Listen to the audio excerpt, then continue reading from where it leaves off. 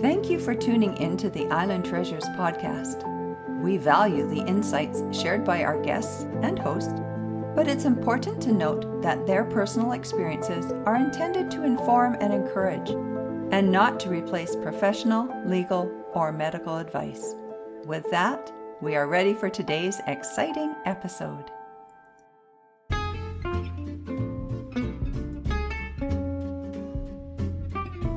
Welcome to Island Treasures, a place for caregivers to hear encouragement from other caregivers who, by sharing their experiences, offer helpful information and resources for your caregiving journey. This podcast is brought to you by Alongside Caregiver Consulting, and I am your host and caregiver consultant, Alison Van Schie from beautiful Vancouver Island in British Columbia, Canada.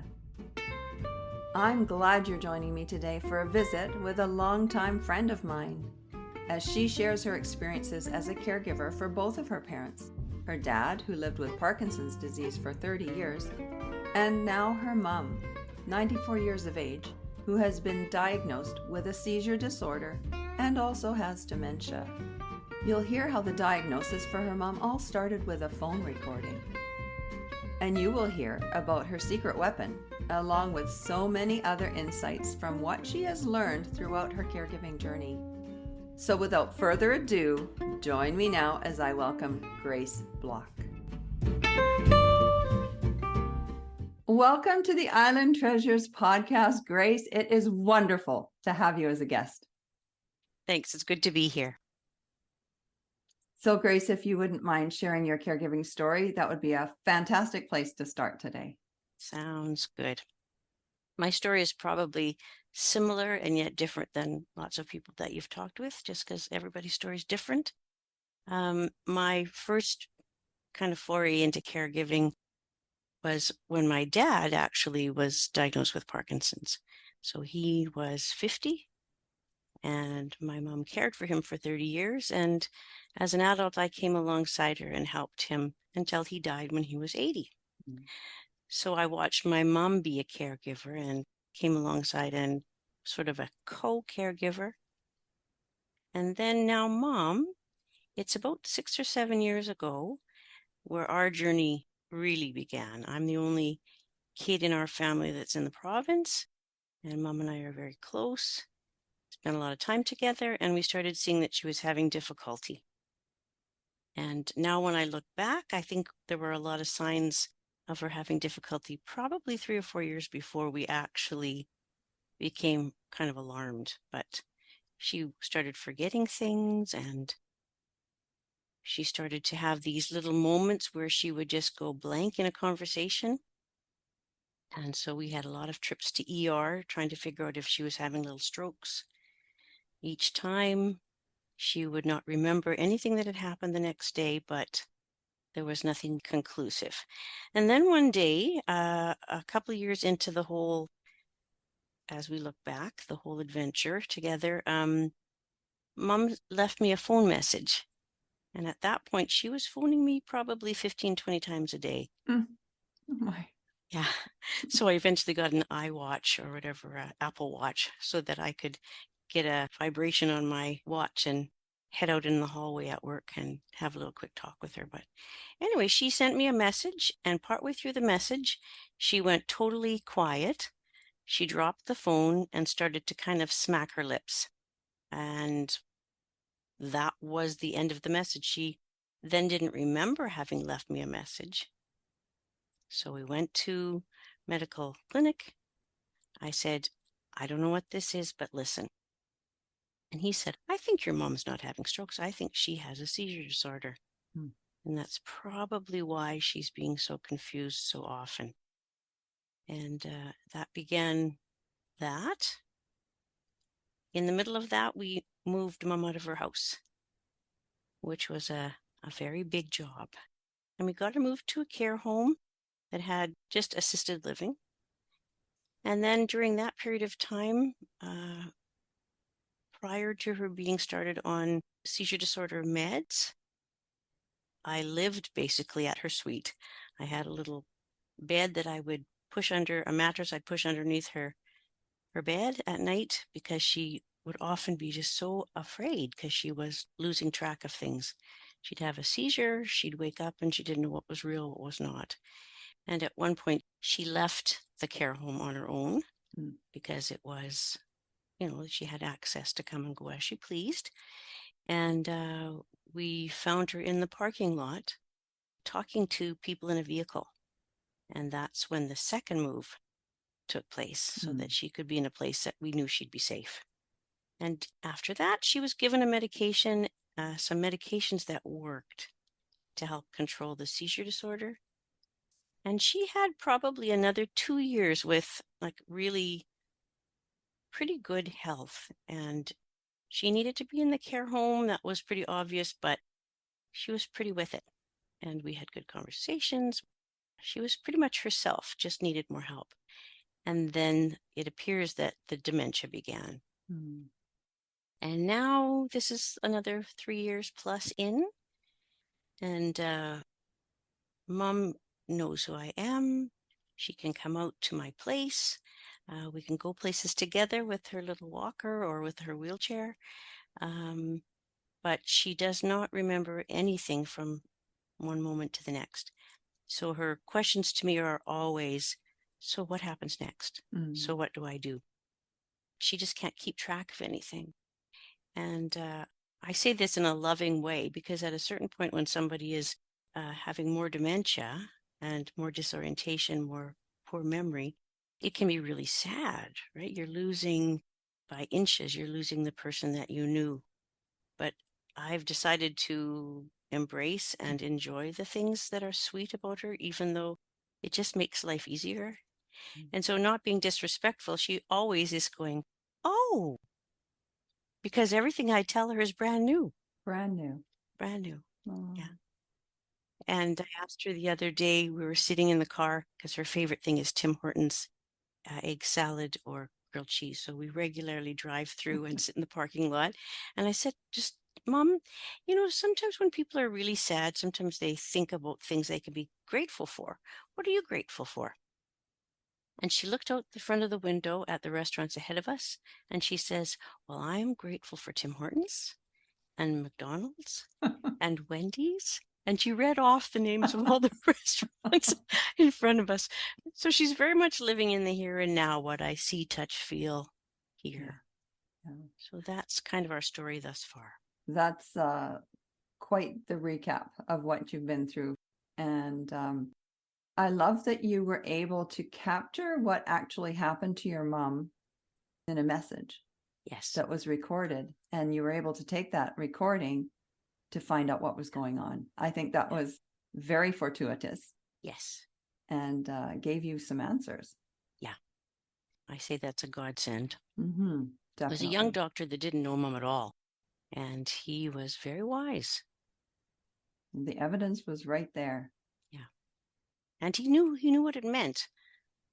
Right. And the doctor that he sent us to he's passed now, but he was a world-renowned expert in seizures with older adults.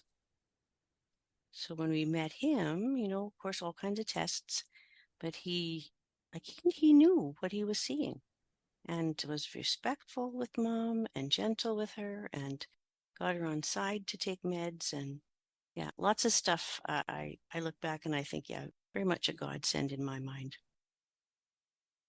Well, I think as a daughter, you are a godsend to both your parents. And I'm very fortunate to know you as a lifelong friend. And that's kind of a neat thing for me today to be talking to you as a guest on the Island Treasures podcast, because I knew both of your parents in their youth. Well, they were old to us because we were kids, but now looking back, they were young. Like even your dad with his diagnosis of 50, like that's young. Very young. Mm-hmm. But you've had quite the journey with your folks. And you say like you are their child that is in the province where they both lived. And you do have brothers, and but you are the go-to person. And it so often falls on the daughter caregiving. I have to say, there are times, and more so in the past, where at times would feel a little resentful. I mean, I'm normal, I'm human. But for the most part, I am really grateful that it's me. Mhm. I get to have that day-to-day relationship with Mama. I get to go over and tuck her in at night Mhm. and make sure she's safe and let her know that she's loved. And when she sees me and I walk in the door at the care home, I get the most beautiful big smile right away. And I mean, I get that. So I'm grateful. Mm. But it's not all roses, right? No, Like no. your mom is having some paranoia. Yeah, yeah. It takes a lot of time, and because you know me so well, you know that I've just semi-retired, and now having the gift of time, like this was part of my reason to retire just a little early. And I am so grateful because now I go to see her, or the ladies from the care home call me and say, your mom won't take her pills.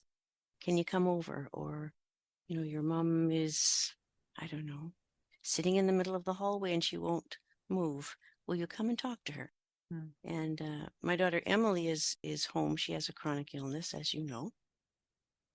And she also has a big role in her grandma's life. And I always say that she's our secret weapon because a grandchild, and she's got nursing background, but a grandchild, I mean, there is nothing they can do wrong. And when the daughter won't be listened to, the granddaughter is always right there to help. Nice. And it's really beautiful to watch the relationship that they have. It's very reciprocal and it's beautiful. So we need to clone Emily's for everyone Yes, we do. so that everyone has Absolutely. a secret weapon. Yes, exactly true. Exactly true. Because sometimes, Gerald, my husband, is also very close to mom and very wise. And often he has the words for me uh, so that I don't set her off, so that I Mm. can help her. But if I don't work, there's always Emily. And Emily, she has magic with her grandma. That is beautiful. Yeah. And I do believe there's a pet or two that's involved in the caregiving support team for your mom. Yes, there are two. I have a great big 90-pound Labradoodle, Ferlin, and Emily has a 60-pound little Labradoodle. And both of them spend a fair bit of time with Grandma. And Grandma's quite quick to say that she likes my daughter's dog more than she likes mine. Do you think there's But a bit of favoritism going on there with caregiving, though? yeah, maybe. But he's a very social pup, and he looks into her eyes. He puts his head on her knee. There's that physical touch. He's very soft. He likes to sit and put his head on her lap. And my dog's shy, Mm. so he lets you pet him. But Bear, my daughter's dog, he is like medicine Mm. to my mom. Yeah. She just pets him and pets him and pets him. And it soothes her, gives her joy.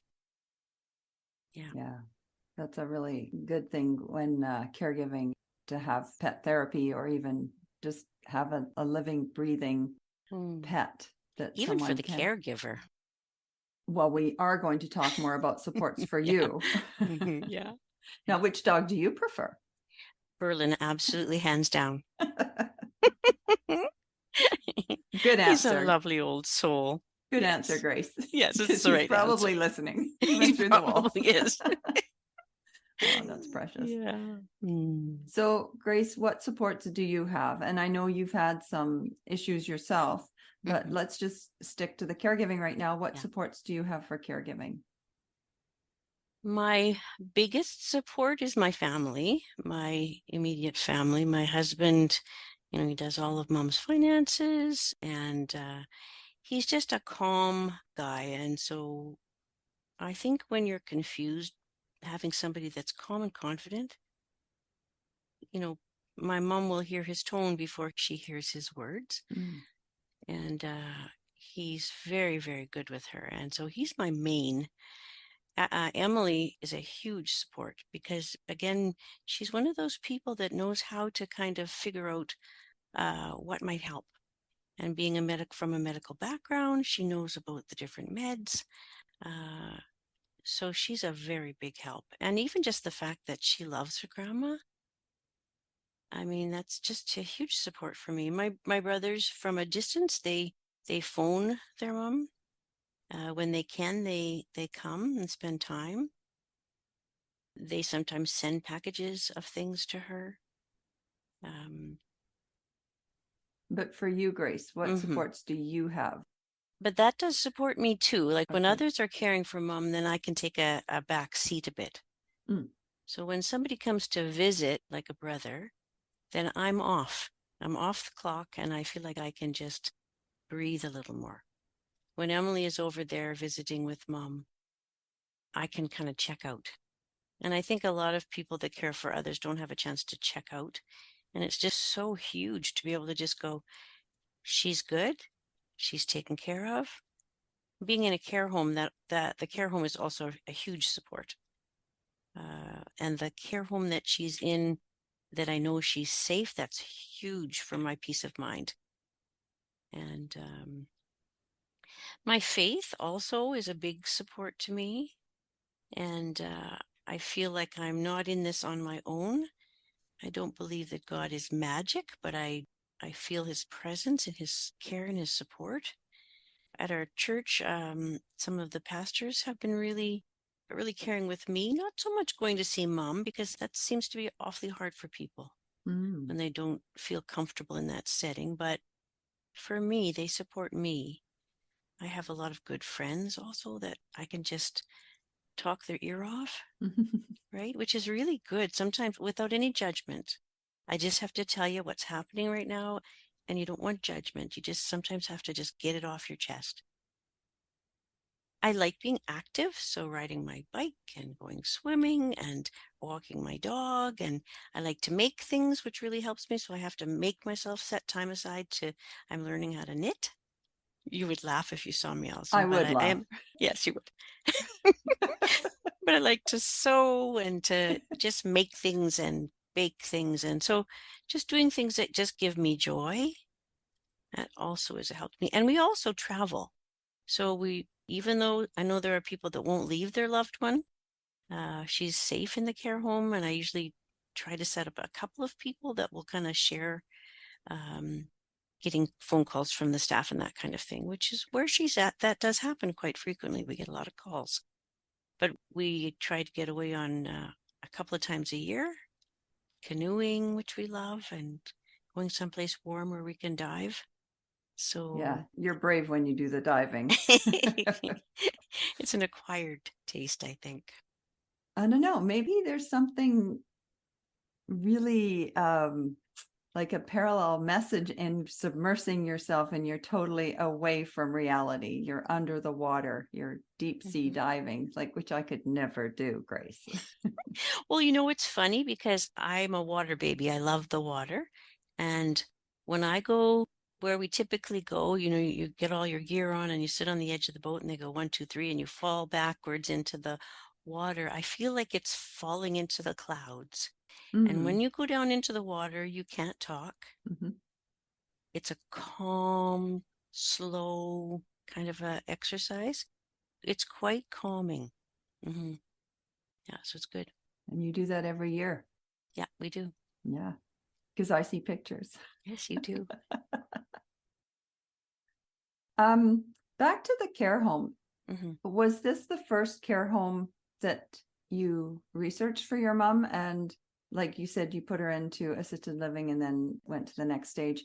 But you sound really appreciative of the care she's getting, and you say like she's safe there. Hmm. So tell me a little bit about finding that care home and the process there.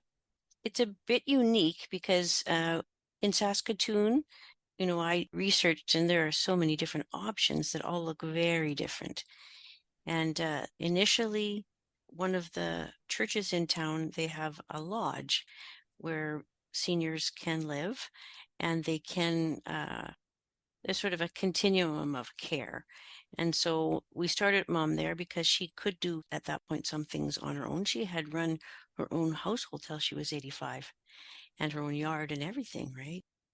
And while she was there and becoming less safe because she was getting so disoriented, the staff there told us about the next level of care. It's sort of a sister program where you can have someone there who, and they won't be able to wander out, and more care. So it was because of where we chose initially and the people in their own caring way letting us know. And then Mom had been a children's pastor, and they told us that in this particular care facility that they gave priority to people that had been in a giving, caring kind of a role before. And I phoned them, and again, another godsend. There's happened to be a space that came open before Mom was really ready, but we decided we would just stick with her and help her through getting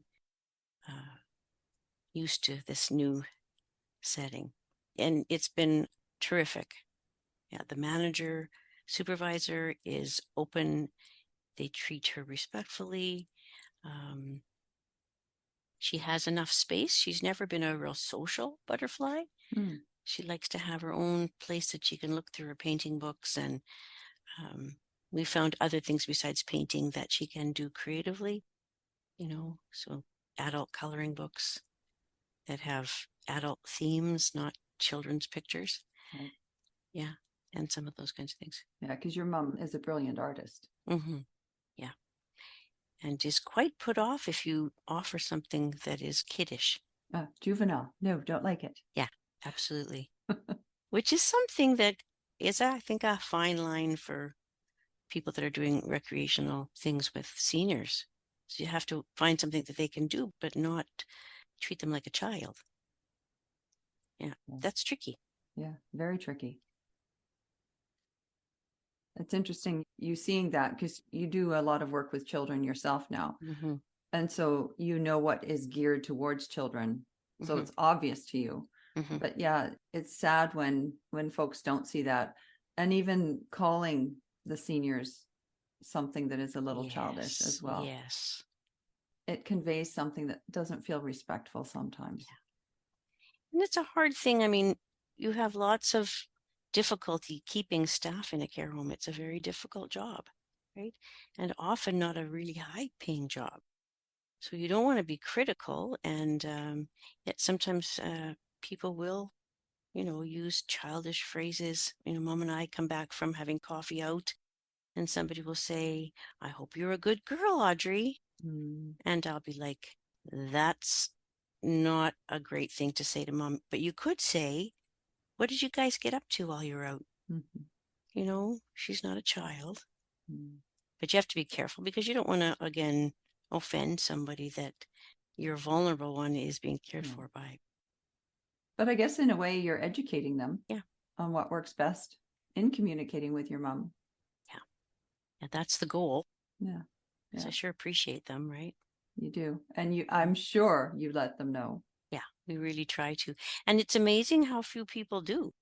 Like even, little things at Christmas or remembering people's names and something about them so that they feel like we get to know them and care about them, respect them too. Because it's a pretty thankless job in lots of ways. It can be. Yeah, no, that's a valid point because you want them to know your mom for who she is and not to see them as just the care aide. Yeah. As someone who is investing time, effort, skill in your mom. Absolutely. And I think to remember too that like Mom always, as you remember, I'm sure, was very kind, very careful with her words, very gentle soul. And now with her dementia, she has no filter. She just says first thing that pops into her head. And sometimes I'll say, "Mom, you can't say that." And she'll say, "Well, why not?" It's something that, you're horrified that came out of their mouth, but it's not them, it's the disease. She can't help it. So I'll look at the ladies and say, "She didn't mean it that way. What she meant was," and Mom will just shake her head at me. Yeah. You don't know what I'm saying. Yes. Yeah. But she's not herself. No. Yeah. And they don't know the healthy person and who they really are and what they've done. I find I often am saying things like when Mom was little and telling them stories, or showing them pictures of, this is mom's sister who just passed away. If she's sad, trying to let them have some sense of her. When I was a little girl, we used to do this together. And did you see the paintings that she has up on her wall? She did all of those, and try to, pump her tires a little bit, just let people know who she still is, but they don't have the benefit of that memory, that history. And I think it helps. When my dad was in care, he lost his speech, right? Mhm. So that's even another big thing. He couldn't walk on his own. He couldn't talk. And he was quite psychotic sometimes. So he would see things, hear things, and he would hallucinate. And again, he couldn't even speak up for himself. So that caused another whole area of challenge in helping people understand who he was, who he is. That actually, when he bit them, it was not that he was trying to hurt them. He thought he was, and he let me know afterwards, he thought he was in the war. Because he was in the war. Because he was in the war, yeah. And he thought they were trying to imprison him. So his reality was not apparent to them. But once they knew, then they were, oh, okay. So you said bit. Yeah. He bit them. Yeah. But he couldn't walk away. Right. And he couldn't talk to them. So in fear, what was left? So he bit them. Yeah. Yeah. He needed He's trying to communicate. communicate, leave me alone, I'm afraid. Mm. Yeah. And that was a few decades ago as well. Yes. Mm-hmm. So like caregiving has changed. Mm-hmm. Mm-hmm. Some would probably argue perhaps not enough, but there is more of a spotlight shining on caregiving now. Yeah. I think there are more resources for people, for educating people that work in elder care, and also for families, and even education for people as they're going into a disease process. I think we have gone ahead in those things. I still think it comes down to partly education, but also personality, people valuing others and being understanding of where people are coming from. Because some of the very young caregivers sometimes are the best. Mom was worried the other day. She was not in reality, and she was very worried that one of the care staff were going to give her pills that would hurt her. They weren't her pills. And a lovely lady who's never done anything to Mom, but it was her state. And one of the young kids, who's like, I don't know, 18 or 19, she said to Mom, where would you feel safe? Mm. And she said, in my suite. Well, let's go to your suite. So she took her to her suite. She said, I'm going to close the door so you're very safe.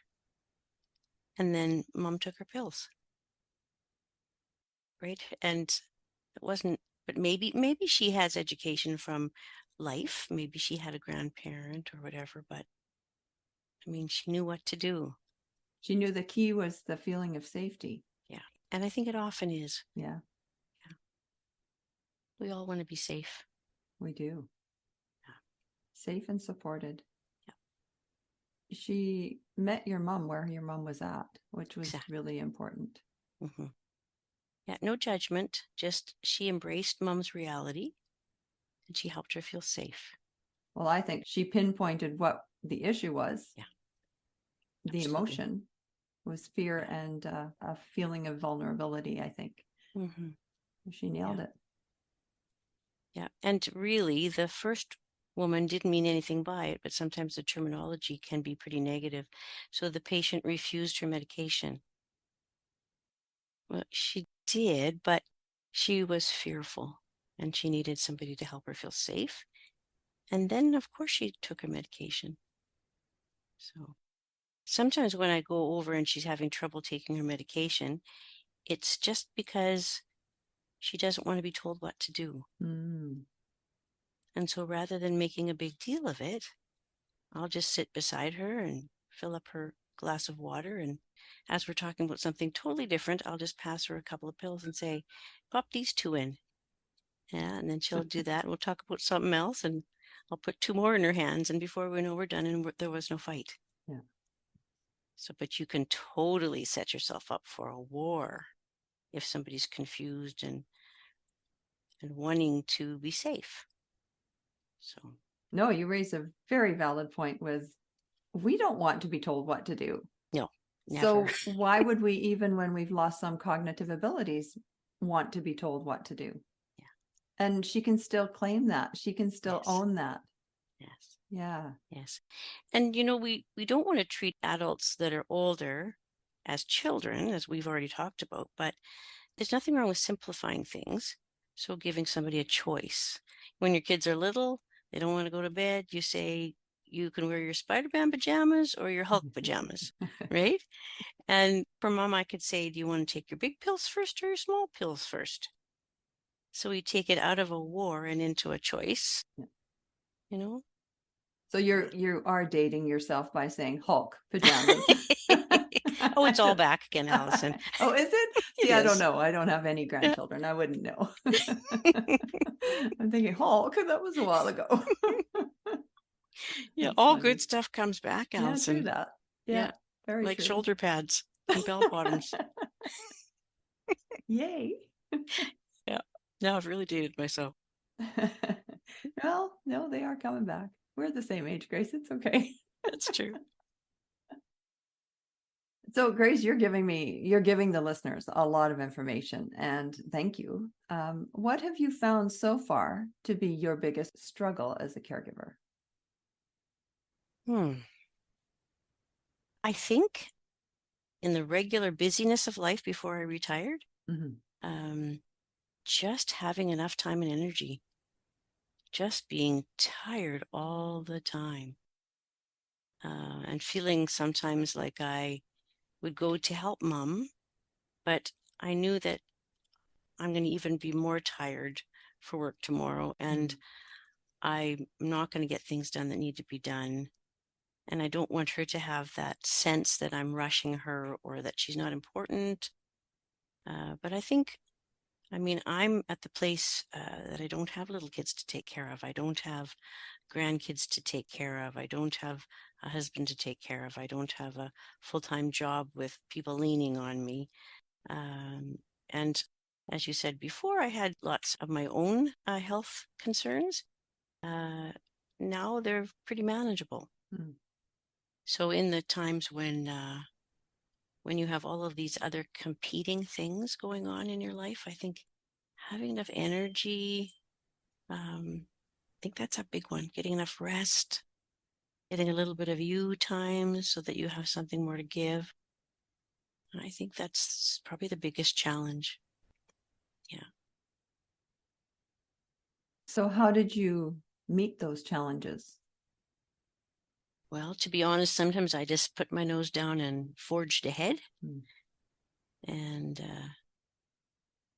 sometimes I was able to put, whether it's an exercise class that's just for me or a craft class that's just for me, time to go swimming at the pool just for me or go out with girlfriends just for me, and accepting help from others. As I said, Emily has lots of her own physical kind of challenges, chronic illness challenges. So it was hard initially for me to let her help me with Graham. But that has really also helped me. So you were actually caregiving for Emily as well. You were helping her through her very difficult challenges. And then you knew what her limitations were, and you found it really hard to allow her or welcome her to step up and help you as you were caregiving for your mom. Exactly. Because, always the mother, right? You don't want your kids to suffer. And if they're already suffering, as somebody is with a chronic illness, you don't want to push them further into suffering. You want to be able to lighten their load. But she's told me this many times, especially as she's gained a little more health, a little more health, a little more health. Being with grandma and helping her grandma is really meaningful for her, right? She has a lot to offer that I don't have. And look, if you hadn't let her step up to help, you wouldn't have known she was a magic weapon or a secret weapon. Yeah, I would not have known that she's my secret weapon. Yeah. Absolutely not. Yeah, and I think I was treating her as a child, Mm-hmm. and I needed to buck up and treat her as an adult and let her make her own decisions about whether she had energy that day or health that day to do things for Graham. Yeah. Your frame of reference was totally in the maternal. Yeah. I need to protect my daughter. Yeah. Yeah. Well, I knew you'd be honest in this conversation, and I'm just loving your wisdom, Grace. So you've been a caregiver for a very long time. Yes. And I remember a time when your mom was actually caregiving for you when you had your own health concerns. And I would love for you to share the story about your mom was taking you to an appointment. And I would Yes. love for you to tell that story because I still chuckle. Yeah. Just really briefly, I ended up with optic neuritis and loss of sight and lots of trouble with light. And so was housebound for a couple of years. Anyway, I couldn't drive or read or watch TV, any of those things. So my little sweet 80-year-old mom was taking me to my appointments. And God bless her, she's not the best driver, even at the best of times, but I had to get her to drive me places. And I'll never forget her driving me. And I said to her at one point, Mom, you got to turn left there. And she turns to me and she goes very quietly to me, I don't turn left. I don't make left turns. I remember being gobsmacked. she, there were things she did not do. She didn't go on freeways. She did not turn left. And many of them, really, when you think about it, were things that kept her from accidents. Mm. So, yeah, she drove me to my appointments. All on right-handed turns. Yes. Sometimes it took us a very long time to get to where we were going, but we always got there. And now I can say to her, she'll say, Oh, I'm worried about you, Grace. I don't want you to get tired. And she is, forever a mother too. When I left her last night, tucked her in bed and left her, and she said to me, is the car parked close? Mm. I said, yeah. And did you turn off the lights before you came in to see me? Yes, I did, Mom. And you're going straight home? Yes, I am, Mom. Oh boy. But, she is forever the mother. And I can say to her sometimes, yeah, Mom, when she's saying things like, I just am so worried that I'm going to wear you out, Grace. And I'll say, you know what, Mom, you took care of me when I was sick. And now it's my turn. Mm. Yeah. I think it helps her. That's great. She can relate to that. Yeah. She's helped people her whole life. Mm. And now some of us, we get to help her. So thinking back to our youth, I don't remember your mom driving at all. She didn't learn to drive until my dad was no longer able to work or drive. Oh, yeah. And they moved away to Edmonton. And my youngest brother, who was grade 8, was doing all the driving. Mm. And then they moved to Saskatoon. She took the driver exam, and she was a fairly hesitant driver, but she drove for another 20 years plus. Mm. Yeah. She even got a speeding ticket once. Oh. Yeah. She tells me when I tell that story, she says, no, that's not true, but it is very true. She got a speeding ticket. Selective memory. Yeah. Yeah. I love, though, that she had the boundaries of, I'm not going on a freeway. I'm not going to make any left-handed turns. She knew that, and she knew it for her own safety. Absolutely. It was very wise of her, actually, when you think about it. You don't have to turn across traffic then, right? And little by little, she actually was very good about the whole driving thing. At one point, she said to me in her 80s, I was at the grocery store and I couldn't remember how to get home. Here are my keys. That moment. Yeah.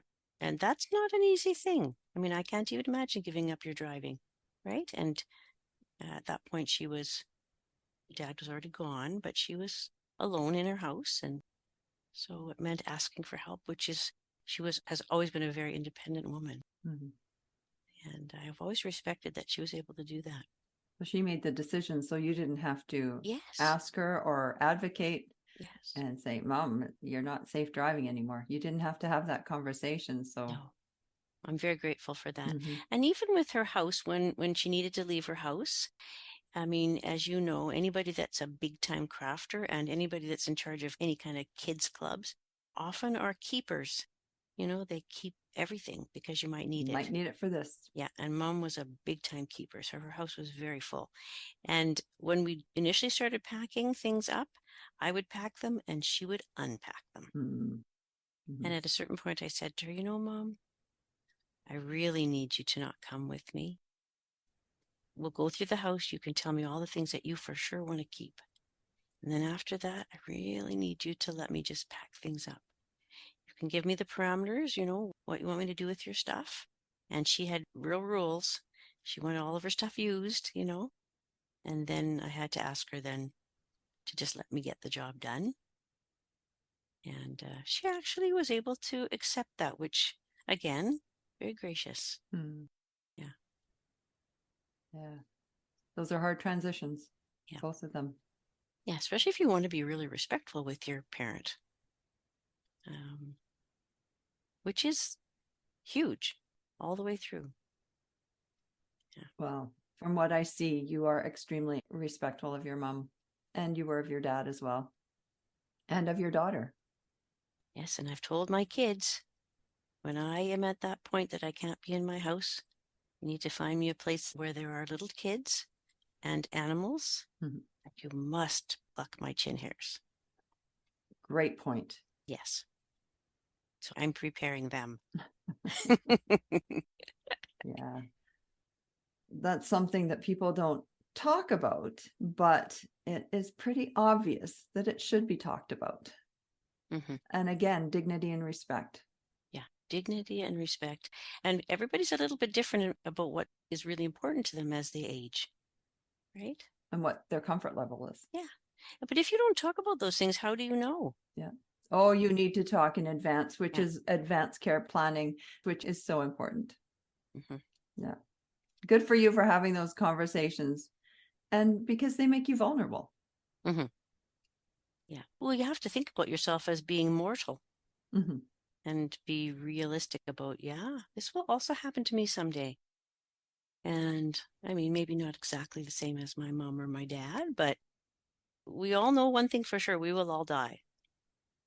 None of us gets a free card, but we can have a hand in what that might look like as we need more help. And I think it's worth those conversations. It's definitely worth those conversations. So, with caregiving, what was your most positive takeaway so far? I think sort of like what I said before, both with my dad and my mom, just the fact that they were close. They were in the same city. I moved as an adult to the same city.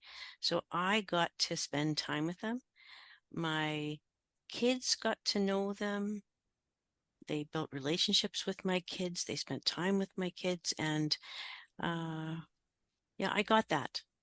I feel like I'm very fortunate that I'm the one that, I have all those memories, right? Yeah, we're making new ones even now. You are making new ones. Yeah. And you're educating people along the way. I love that you are suggesting other ways of broaching a topic with someone like the care aide who is a little condescending but doesn't realize that that's not the way your mother accepts information. So you're educating, and that's a really good tip.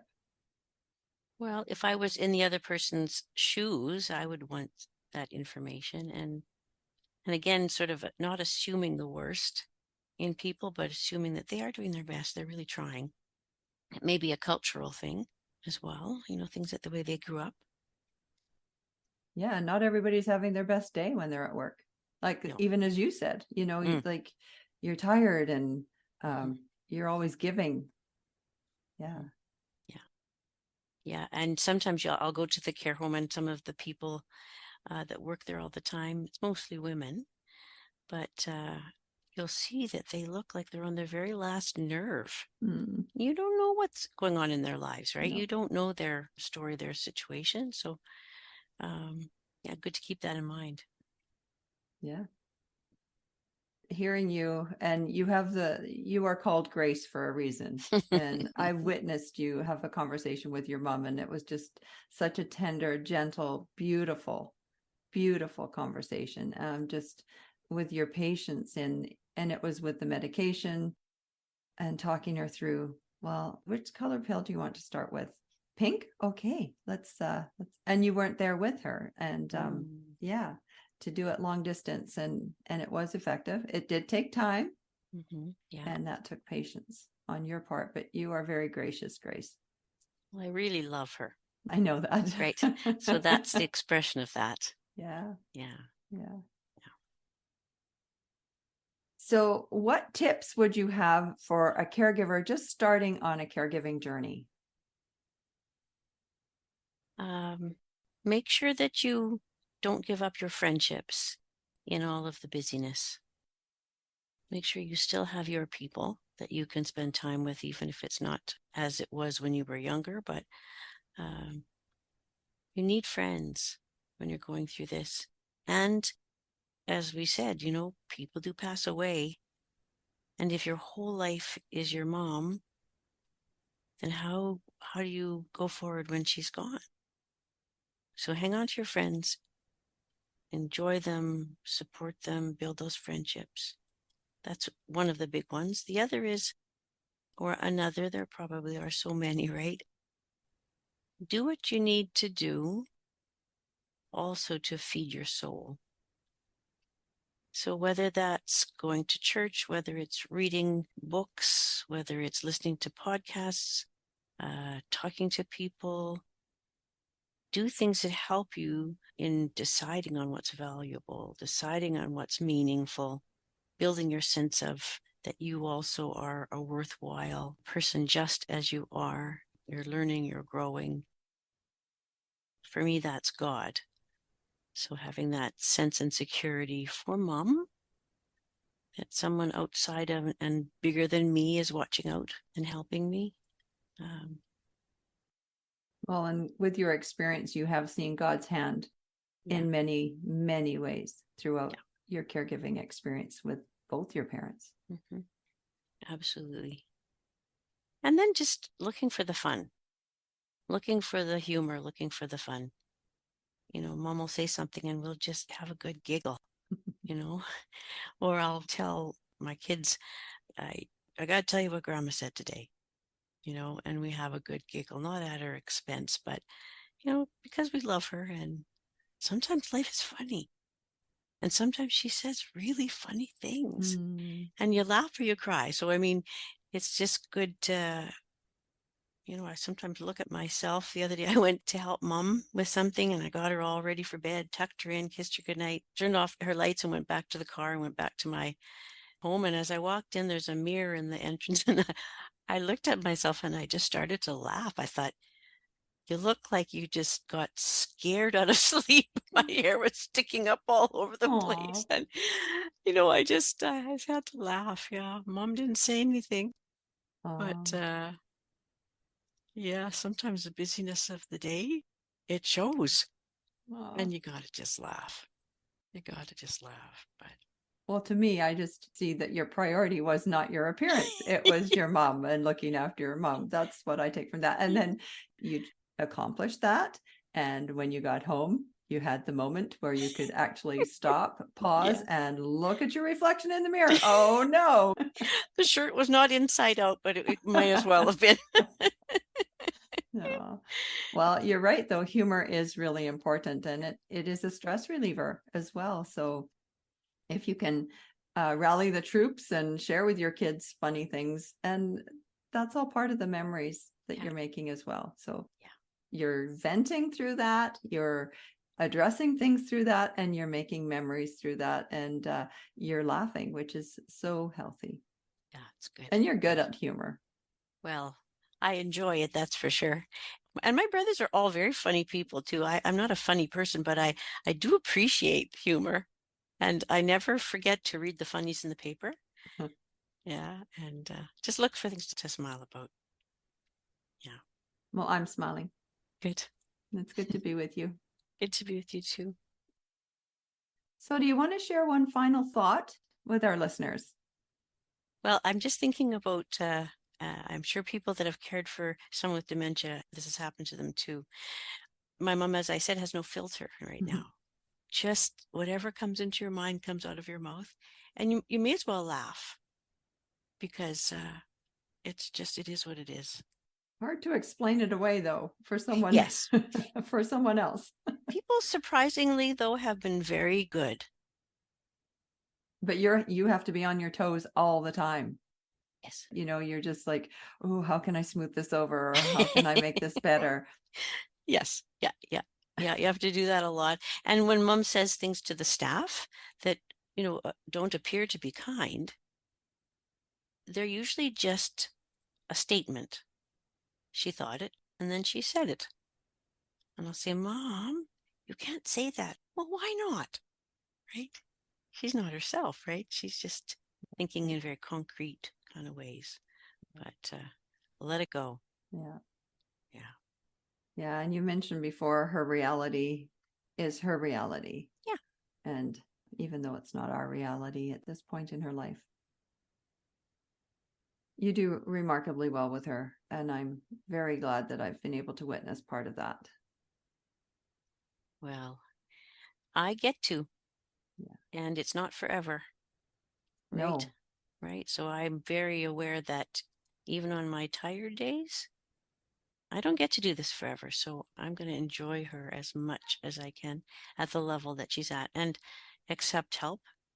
And I am so grateful that Emily, she's so good at finding things that Grandma likes to do. And we get together. Mom doesn't have to be doing much, but she just wants to be with us. Even if it's, while we're doing some cooking in the kitchen and she's watching National Geographic and having a cup of tea and can just watch us and listen to us and then join us for some macaroni when we're done, and then we're all together. She likes that. And then, of course, Emily's the favorite dog will then go and sit on Grandma's knee and she can pet him. Yeah. And just we get that time. We get to build those memories. So I feel very fortunate and sometimes very tired. Yeah. But less so now that I have more time. Yeah. Yeah. So you are physically active. You recognize when you're tired. And so do you have boundaries or do you take a nap? What do you do? I'm learning to do some of those things and even the many, many phone calls where it can be too much. My husband's been very good about, I get a call, Mom won't take her pills. Will you come in? And if I haven't had supper yet, Gerald usually will say, let them know you'll be there in an hour. Have your supper, take a breath, and it's not going to make a big difference. So for me to be able to slow things down in my mind so I don't, because I'm very quick at reacting. That needs to be done, I'll go do it. So I've really appreciated the help in slowing things down.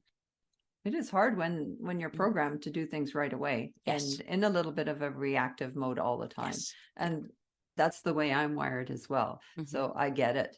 Like, no, deal with that right away. And then your wise husband is saying, no, you need to feed your body. So have your supper, take some moments to just breathe, and then you can go and deal with it. Yeah, because not everything is a fire. No. Feels like it. And Sometimes you want to it do does. the best for her. Yeah, you do. And you can get into the habit of, like you said, just being reactive and not thinking things through. Yeah, you know me. So it's it's easy to just react quickly. Yeah. And let's just go get it done. But you do have to pace yourself. Yeah, but that's a really good takeaway as well, though, Grace, is just slowing down a little bit and recognizing what is a fire and what isn't.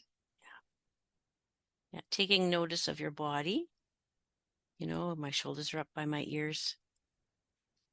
Letting my shoulders go down and taking a nice deep breath and it's okay. And sometimes Mom has phoned me herself, all worried about something. It's not the staff calling and wanting my help. And sometimes, again, just taking a breath, slowing it down, and helping her to slow down and kind of think through things. And there's my dog. Can you hear him? No. No, good. Berlin. It's the very dangerous mail carrier that's at the door. Okay, well, we timed it quite well then.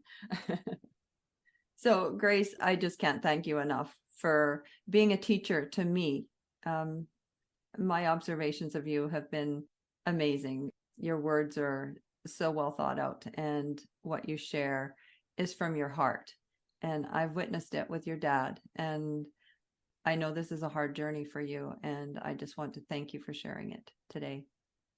You're most welcome. You Talk to you take care. later. Yeah. Bye.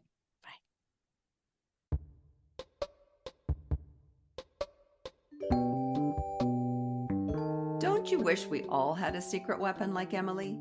Someone who could reach our loved one in ways that we aren't able. But take heart. If we don't have an Emily, there are still ways we can feel supported. Grace suggested a few, such as to accept help, look for the fun, and laugh. And this may be extremely applicable when our loved one loses their filter, like Grace's mom does at times. Grace reminds us to read our body's signals so we can pace ourselves. And she also suggests we practice gratitude. We may not all be named Grace, but we can certainly try our best to be gracious. But as caregivers, this can be difficult at times, especially with ourselves. And so, if you find yourself in the midst of your own caregiving journey and need some supports, I invite you to tap into alongside-caregiver-consulting.ca. If you'd like to share your story as a guest on the Island Treasures podcast, please contact me by email at alongside-caregiver-consulting@shaw.ca. Thank you for tuning in today, and to Grace Block, thank you for your time, wisdom, and caregiving insights. If you don't want to miss future episodes, be sure to subscribe to the Island Treasures podcast. See you next episode.